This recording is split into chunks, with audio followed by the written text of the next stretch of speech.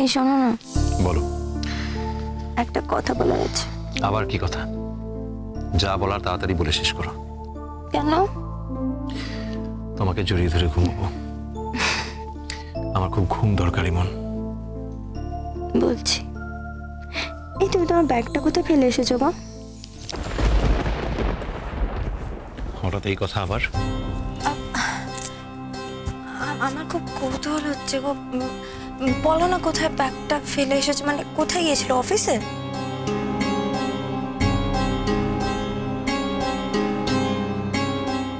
না।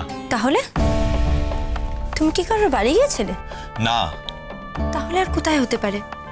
কারোর বাড়ি নয় তো অফিস। তুমি তো আর ব্যাগটা রাস্তায় ফেলে আসোনি। কোথাও একটা রেখে এসছি ইমন। তোমার সামান্য ব্যাগটা নিয়ে তো কৌতূহল কিসের বলো তো?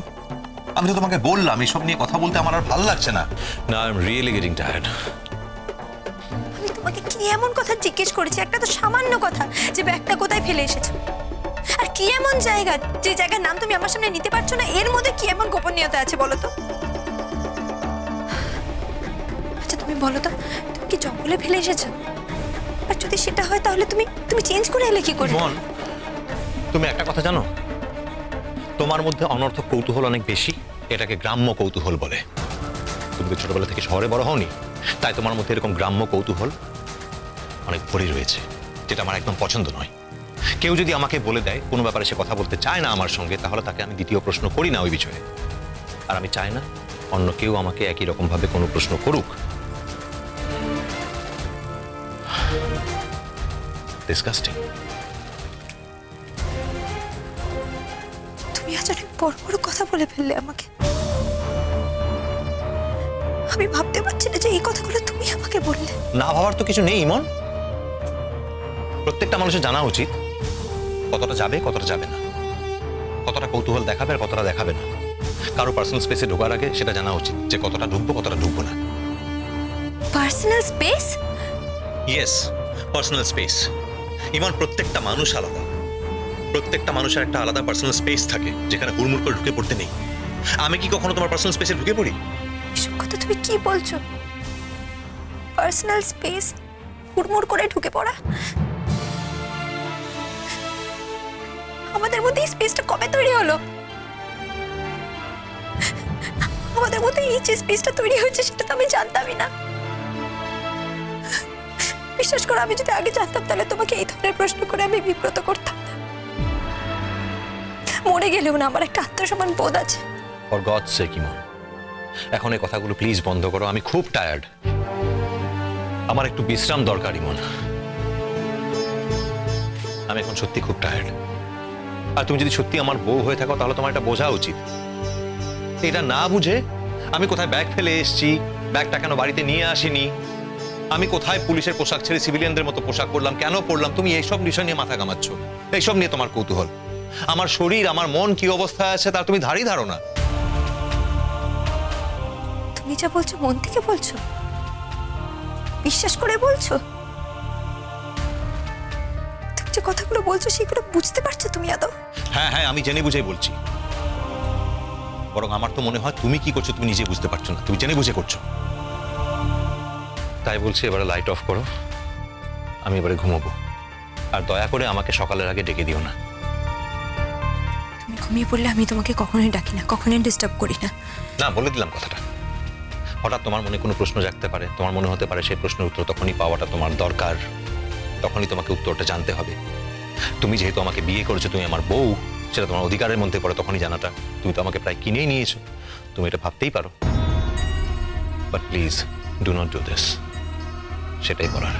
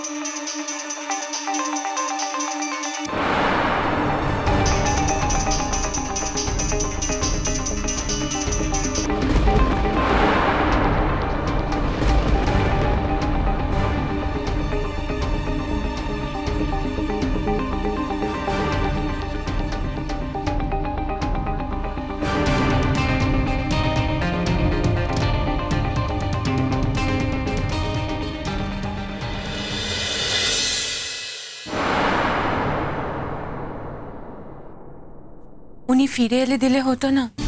আমি জানি আপনারা আইডি প্রুফের কথা বলেছেন, কিন্তু উনি তো এখনো ফেরেননি।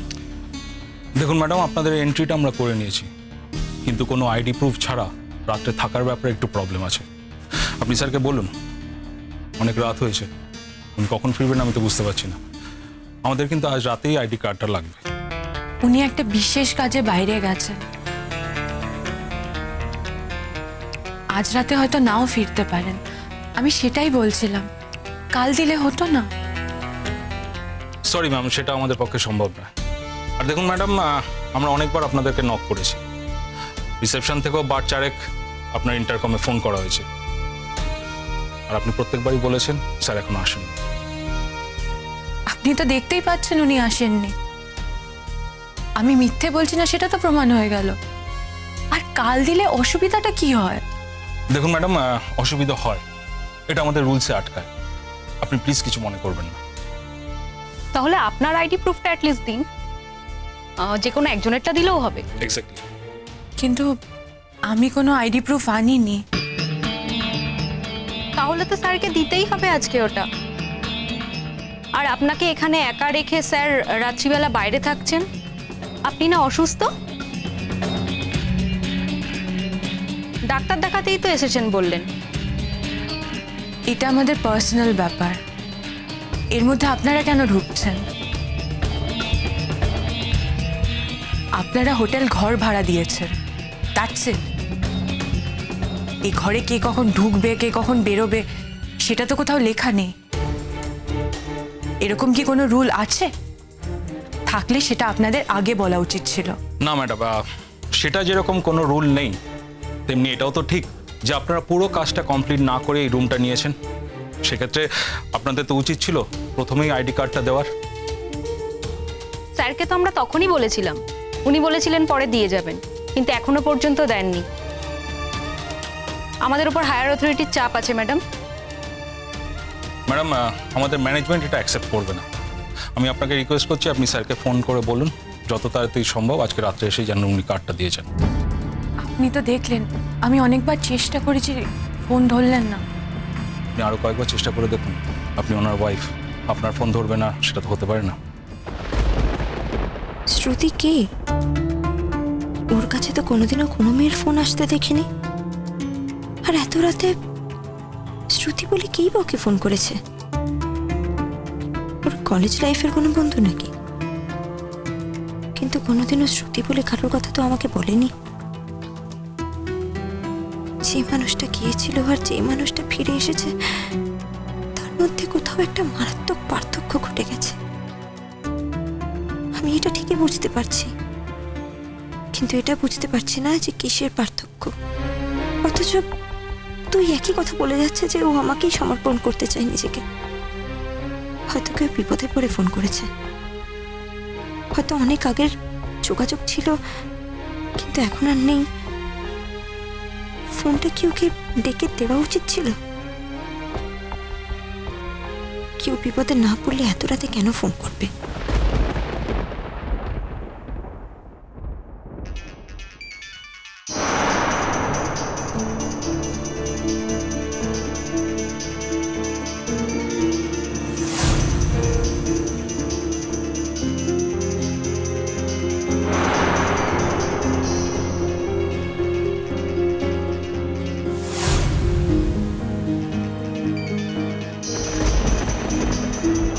একটু ওঠো, ওঠো, তোমার ফোন। ওঠো। কে ফোন করেছে এত রাতে? আমি কি করে জানবো? শ্রুতি বলে একজন।